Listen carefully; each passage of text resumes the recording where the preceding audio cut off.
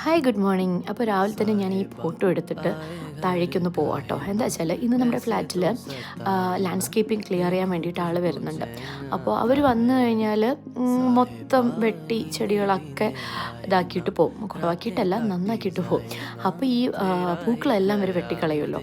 അപ്പോൾ ഞാൻ വിചാരിച്ചു അതെല്ലാം ഒന്ന് എടുത്തിട്ട് കുറച്ച് ഇങ്ങനെ വെക്കാമെന്ന്. എനിക്ക് ഭയങ്കര ഇഷ്ടമാണ് ഇങ്ങനെ ഫ്രഷ് ഫ്ലവേഴ്സ് വീട്ടിൽ ഉള്ളിൽ വെക്കാൻ വേണ്ടിയിട്ട്. പക്ഷെ അങ്ങനെ മേടിച്ച് വെക്കാറൊന്നുമില്ല. പിന്നെ ആരെങ്കിലുമൊക്കെ ഗിഫ്റ്റായിട്ട് ഫ്ലവേഴ്സൊക്കെ തരുവാണെങ്കിൽ വെക്കും.